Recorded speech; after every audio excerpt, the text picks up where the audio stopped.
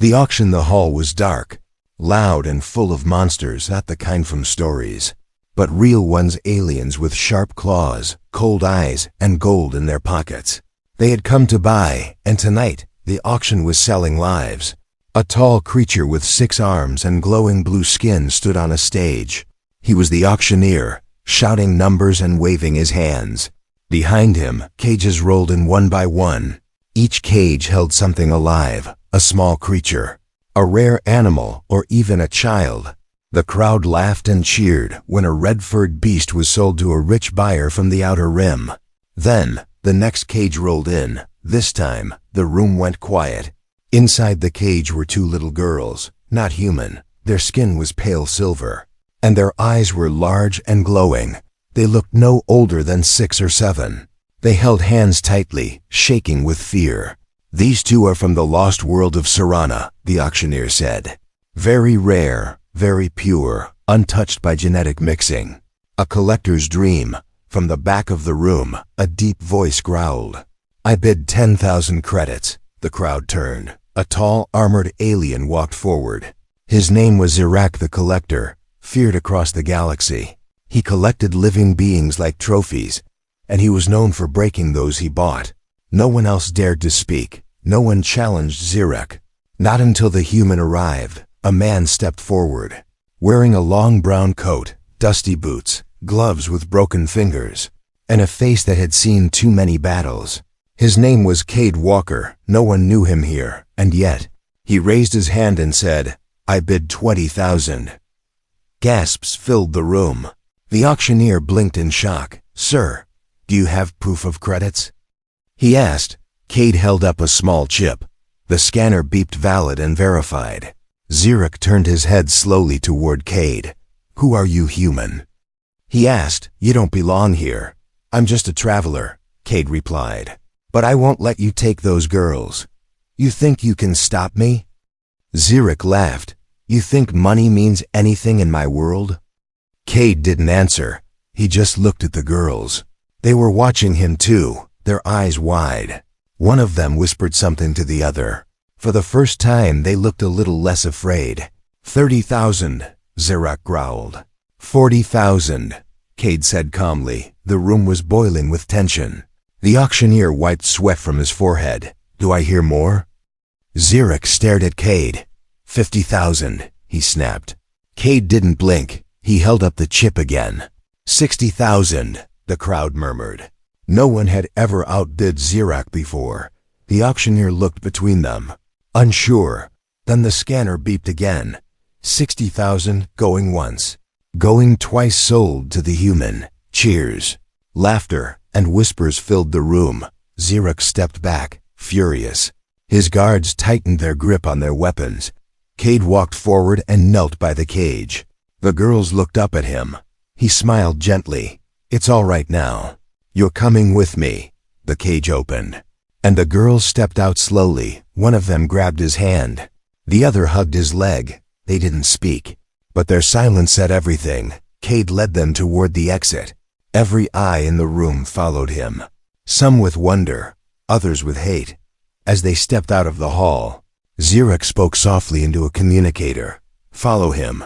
Do not let him leave this planet." Outside, the night was cold and full of neon lights. Cade pulled his coat tighter and looked up at the sky. The girl stood beside him, still holding his hands. "Don't worry," he said quietly. "No one's going to hurt you again." Far above, a ship waited, hidden behind clouds, but Cade knew time was short. Zirak wouldn't forget this, and he wouldn't forgive. He had just made a very dangerous enemy, but for the first time in years, Cade didn't care, because saving them felt right. And that was enough for now, asterisk. A debt beyond currency. The ship shook as it rose through the clouds. Engines roared under Cade's feet, but his mind was quiet. The 2 girls sat in the corner of the ship. Wrapped in old blankets, they hadn't said much. Not since the auction, not since he saved them. He looked back at them now. Small, silver-skinned, with wide glowing eyes. They looked like children, but something about them felt older. Heavier. The ship's autopilot blinked, showing coordinates already locked. Cade hadn't set them. He stared for a moment, then smiled. "Smart girls," he muttered. "You already know where you want to go." One of them looked up at him. Her voice was soft, barely a whisper. "Will he come after us?" Cade didn't lie. "Yes," he said. "But I'm not going to let him win." Behind those calm words was a storm. Cade knew who Xeric was. He knew what happened to the ones Xeric didn't kill. He collected them, broke them, erased them, and now Cade had stolen from him in front of everyone. Not money, but pride. Flashback. 3 years ago, the fire had burned through half the station. Cade carried a small boy in his arms. Coughing through smoke, a voice in his ear screamed, "She's still inside, go back." He had wanted to. He had run toward the flames, but the blast threw him back before he could reach her. And the girl, no older than 10, was never seen again. That day, Cade promised himself, if he ever got another chance, he wouldn't fail now. Flying above the outer moons of Renax, Cade had another chance too, in fact. The ship's scanner beeped, incoming transmission. He opened it, expecting a traitor. A station warning, maybe static instead. He heard Xerac's voice, cold and clear. "You should have walked away, human." Cade shut the message. No threats, no replies. He knew how these games worked. Instead, he checked the fuel, scanned for shadows. Because Xerac wouldn't just send a message. He'd send hunters, down in the cargo bay. The girls found a corner filled with old supplies. One picked up a cracked data pad. It flickered to life, old maps, alien text, and a drawing of a tower surrounded by stars. She touched it, and the pad glowed bright blue. Cade saw the flash from the upper deck and ran down. He stared at the screen. "How did you do that?" he asked. The girl shrugged. "It's calling to us." "That map," Cade said slowly. "It's older than most empires. It's supposed to lead to the Temple of the Void." He had only heard rumors.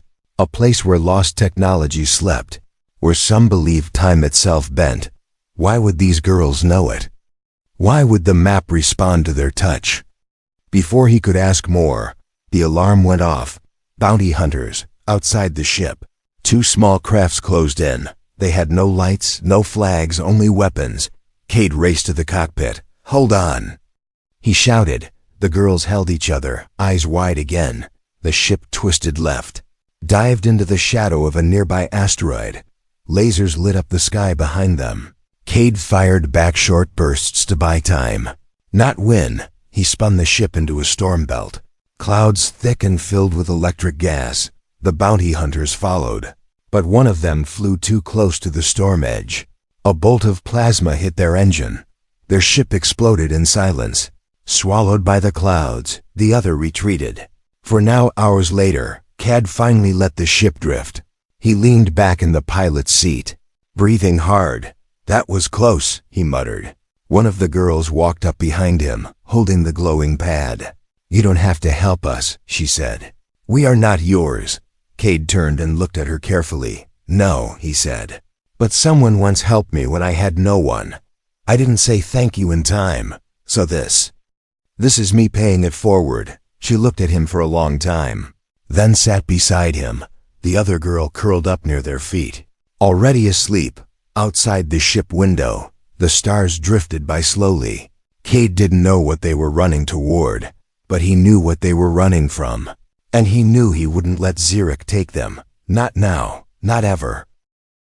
Nowhere is safe. The moon was dead. Its sky was black and cracked with lightning. The only sound came from wind scraping across the metal ruins. Cade's ship dropped low between 2 towers of broken steel. He scanned for heat, movement, signals, anything. Nothing. That was good for now. "This place used to be a mining colony," he said quietly. "Shut down years ago after a collapse. Nobody comes here anymore." The girls said nothing. They just looked out the window, their eyes glowing faintly in the dark. Cade landed the ship in a hangar that had half a roof and 0 power. He guided the girls down the ramp. Flashlight in hand. "Stay close," he said. "Don't talk loud and don't touch anything that hums." Inside the base, rusted machines sat like sleeping beasts. Old signs flickered in alien languages. Walls were cracked open, showing deep tunnels full of shadows. The girls moved quietly, feet barely making a sound. They were afraid, but they weren't weak. That's something Cade had started to notice in the main chamber. He set up heat blankets and emergency food packs. He lit a small heater and sat down across from them. "You've been running a long time, haven't you?" he asked. One of the girls nodded. "We were hidden underground after our planet fell," she whispered. "A woman kept us safe.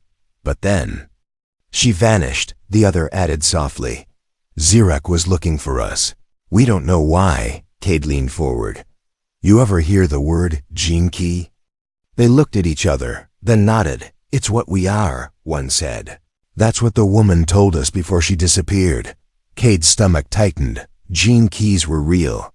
Ancient technology from the first civilizations, designed to be unlocked only by bloodlines long thought extinct. If the girls were gene keys, they could access things no one else could. Weapons, ships, secrets buried before the stars even had names. No wonder Zirak wanted them. Hours passed. The wind outside howled louder, and static buzzed faintly through broken combs. Cade didn't sleep. He set traps, pressure mines, sensor alarms. A motion scrambler near the hangar door. At some point, he heard quiet breathing.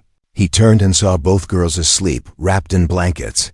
They looked peaceful now, like kids again. Not targets, not keys, just tired children trying to stay alive. He stood watch until his eyes burned. The next day, the silence broke. The alarm clicked once, then stopped. Something was in the tunnels. Cade moved fast, gun ready, heart cold. He peeked around the old mining shaft. Nothing. Then, a shadow shifted. Out stepped a bounty hunter. Masked, armored, silent. Cade recognized the colors black and green. A syndicate tracker, elite. Sent only for high-value captures. The hunter raised a weapon. Cade rolled left, fired twice, missed. Sparks flew from the wall. The girls screamed behind him. The hunter closed in fast, but Cade led him into the side hall. He hit the floor trigger. Boom. A small blast knocked the hunter back. Not enough to kill, but enough to buy time. Cade rushed back to the girls. "We're leaving," he said. Now, they ran through the tunnels, past the old drills and conveyor belts. The hunter was behind them again, slower now, but still coming. Then something strange happened. One of the girls stopped near a wall. She touched it with both hands, eyes glowing bright blue. "Kara, what are you doing?" Cade yelled. The wall pulsed, then opened, revealing a hidden chamber. Inside was light, soft, golden, ancient. Floating machines, silver platforms, a core that hummed with power. Cade stared. "You opened this," he said in disbelief. "How?" The girl shrugged, tears in her eyes. "I don't know, it just felt familiar." The room responded to them. The door closed behind them, sealing the hunter out. For now, Cade looked around in awe. "This isn't a mine," he whispered. "This was something else. Something old." He picked up a small glowing cube from a pedestal. It showed a star map, thousands of systems, and one marked in red. He tapped it, and a word appeared in ancient script. The core gate. Before he could say anything, the door behind them began to crack. The hunter was cutting through with plasma. "We have to move," Cade said. "But now we know where to go." He grabbed the cube, took the girl's hands, and ran toward the far door. A path lit up beneath their feet, guiding them forward. Behind them, the door broke open, and the hunter stepped in. But it was too late. The floor vanished under Cade's feet. They were flying through a tunnel of light, carried by ancient tech, moving faster than anything Cade had ever known. They landed inside a second chamber, on a different part of the moon, far from the hunter. Cade dropped to his knees, catching his breath. He looked at the girls, eyes wide. "You just saved us," he said. One of them smiled for the first time. "Maybe you saved us first." Cade didn't answer. Outside the new door, the storm was louder, and danger still waited. But now he had something else, a map, a mission, and maybe, just maybe, a chance. Because if this was what the girls could do without training, he couldn't even imagine what they'd unlock next. And Xerak was still coming. The signal, the tunnel ended in silence. No lights, no machines, just smooth stone and thick air. Cade lit a flare and held it high. The red flame danced across the walls. Symbols glowed softly in the rock, ancient, circular, and pulsing faintly. Like veins in a living creature, the girls stood close, their hands brushing against the stone. The symbols reacted to them again, lighting up in a soft wave that rippled ahead. "You two are more than gene keys," Cade whispered. "You're connected to this place." The younger girl pointed toward the end of the hall. There, a black door stood tall and closed. It had no handle, no panel, just a single floating circle of light at its center. As they stepped closer, the circle glowed brighter. Then it spoke, not in words, but in sound low, musical, like a forgotten song played through stone. Cade took a step back, hand on his weapon, but the girls didn't move. They listened, eyes locked on the sound, then together. They reached out and touched the door. The light expanded, the song grew louder, and the door melted into dust. Beyond it, a room waited. Cold, silver, humming with power. In the middle was a tall pillar covered in light lines. Floating above it was a small orb spinning, glowing, alive. Before Cade could speak, the orb burst with sound this time. A signal, not a voice, not a message, a call, far away, in deep space. Something heard it, on the edge of a dying system. A ship buried under asteroid ice blinked awake. Its core pulsed with blue fire, old engines hummed, and lights returned to a race long thought extinct. The wardens, back on the moon. Cade fell to one knee, covering his ears. The signal didn't hurt, but it was too big. It felt like thunder inside his bones. The girls stood still, their eyes glowing white now. Not scared, not confused, calm, like they had heard it before. The signal ended as fast as it came. The orb dimmed, floating quietly again. Cade stood slowly, looking around. "What did you just call?" he asked. The older sister turned to him, voice quiet but steady. "The ones who built this." "You mean the wardens?" Cade asked. "You just woke up a dead civilization," she nodded. "They were never dead, only waiting." A new panel opened on the wall. Inside was a star map, this one active, glowing with fresh markers. One flashed red, pulsing fast. Cade tapped it. The system was far, deep in the veiled sectors, past pirate space and restricted zones. He had only heard rumors ships that went in never came out. But now that path was clear, lit up by the signal. "It's leading us somewhere," he said. "But why?" The girls didn't answer. Maybe they didn't know. Maybe they did and couldn't explain it yet. Then the comms cracked to life. Static, then a voice. "Xerak, I saw the flash. Walker, you opened something you don't understand. You think you saved them. But all you did was start a war." Cade shut the signal. Heart beating faster, he looked at the girls. "Get ready to move," he said. "He's coming." They ran back to the ship. This time, no hesitation. Cade launched the engines and burned hard, straight up through the storm. As the moon faded behind them, he looked at the girls again. Whatever that thing was, it just lit up half the galaxy. The younger one nodded slowly. "He'll try to stop us," she said, "but others will come too." "Friends?" Cade asked. "Maybe," she said. "Maybe not." A few hours into space, the ship's sensors beeped. Not weapons, not a chase. A new object was following them. Not Xerak, something bigger, older, silent. Cade looked through the window and saw a strange vessel behind them. It didn't match any design he knew. No engines, no markings. It just floated there, smooth and silver, like it had been carved from one solid piece. It was watching them. He opened a signal. "Do you understand me?" he asked. No response. Then the girl stepped forward and spoke a single word in a language Cade had never heard. The ship blinked once, then began to follow. Silently, like a guardian, Cade sat back in the pilot's chair. "This is getting bigger than I planned," he muttered. The older girl looked out the window. "It was never about plans," she said. "It's about who answers the call, and somewhere, far in the stars, others were beginning to hear it." The signal had gone out. The race had begun. and not everyone who heard it wanted peace. The Temple of the Void, the stars blinked like quiet eyes in the dark. Cade's ship drifted slowly into orbit above a planet that didn't exist on most maps. The system was nameless, the planet hidden inside a thick cloud belt of shifting gravity.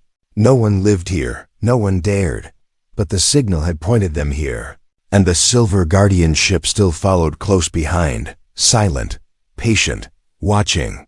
Cade adjusted the controls, sweat on his hands. The ship shuddered as it broke through the storm layers. Lightning twisted across the sky, but something deeper pulled them in. "That's not weather," he muttered. "That's defense." The older girl sat beside him. Calm. Her hand touched the console gently, and the storm around the ship parted like a curtain. Cade stared at her, speechless. They landed in a circular valley surrounded by black spires.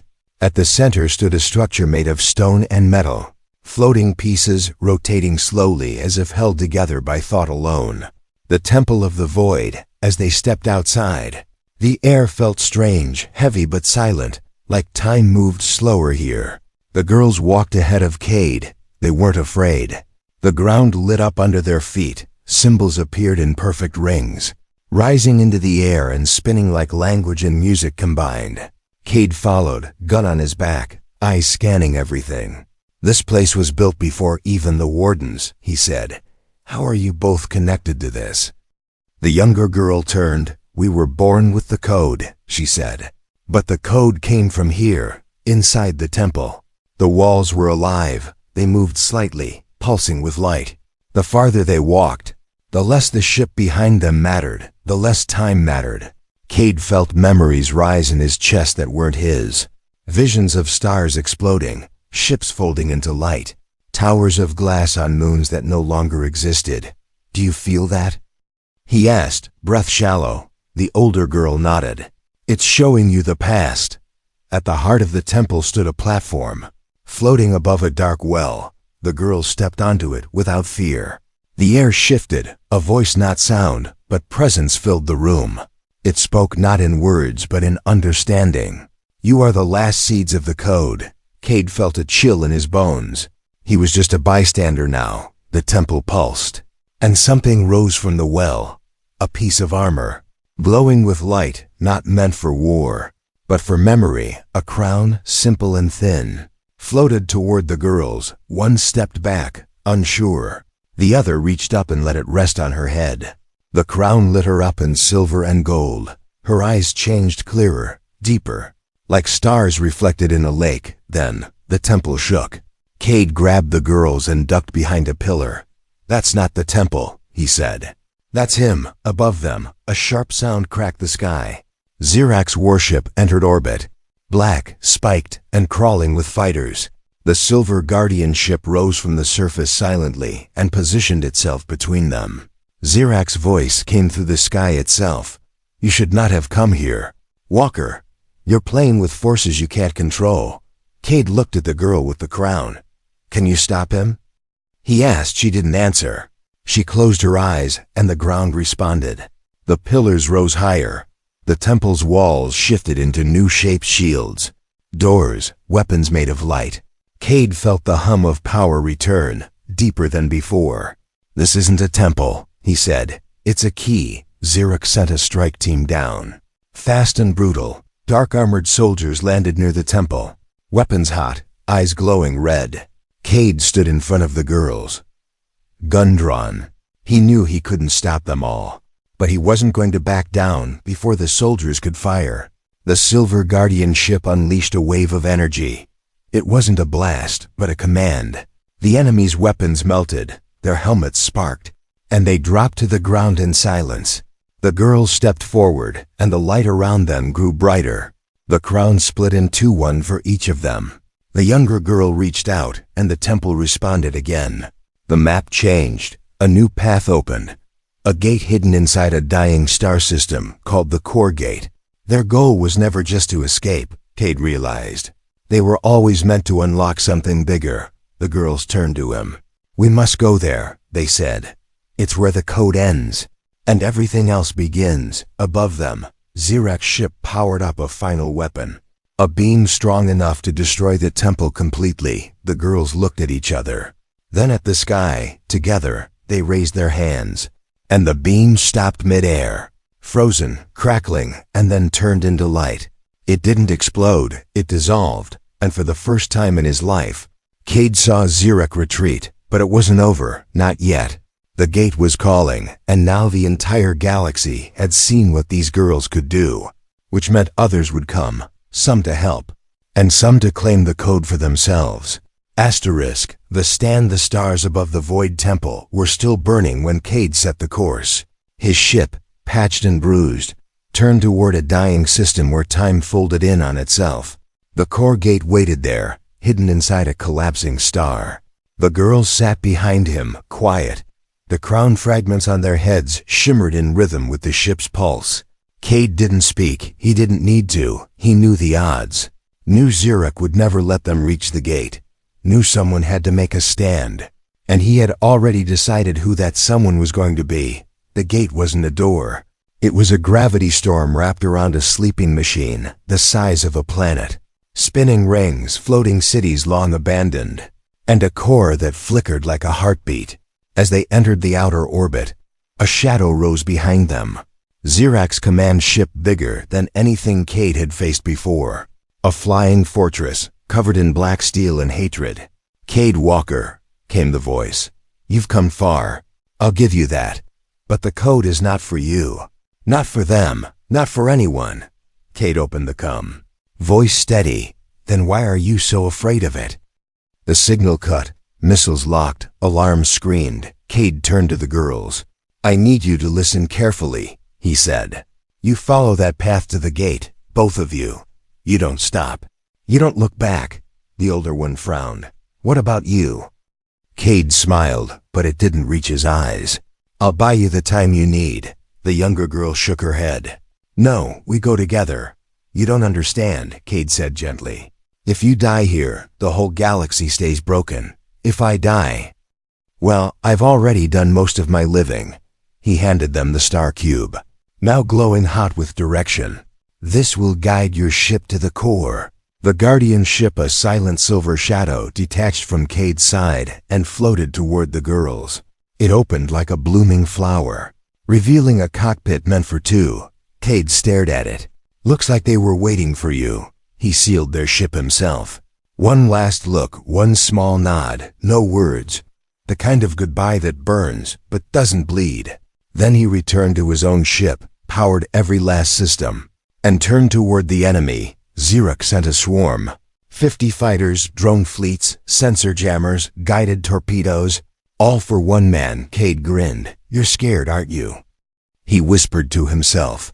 Scared of 2 little girls and 1 broken soldier. He pulled the trigger, and the sky lit up. The first wave hit fast. Cade dodged through wreckage, flipped his ship sideways through a debris tunnel. Lasers flew past his wing. 1 clipped his engine. He spun, recovered, fired back. 2 enemy ships exploded, but 8 more closed in. He set off an EMP burst, his only one. The field cracked across the sky, shutting down every unshielded drone. Half the fleet dropped dead, but the rest kept coming on the edge of the star. The girls flew silently toward the core gate. The machine opened for them, rings shifting, glyphs spinning, light wrapping around their ship like a shell. Inside, time slowed. The past and present bled together. They saw images Cade fighting alone, Xerek's forces surrounding him. The younger girl turned to her sister. "He's going to die," she said. "No," the older one replied. "He gave us the code, but now we give it back." They reached out and touched the star cube, their crowns lit with blinding energy. And from deep inside the gate, a signal pulsed outward raw. Ancient, angry, Cade felt it. Every ship in Xerek's fleet felt it.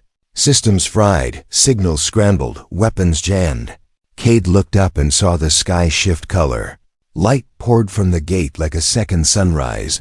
Then he saw the silver ship return, flying faster than anything he had seen before, and behind it, a wave of energy chasing the enemy back like a tide. Xerek's voice screamed across open space. "What have you done?" The silver ship fired once, not a beam, not a missile or rewrite. Every code, every system Xerox built unraveled.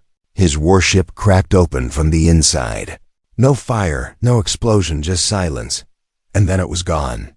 Cade floated alone in orbit, breathing hard. His ship barely held together, smoke, sparks, broken controls.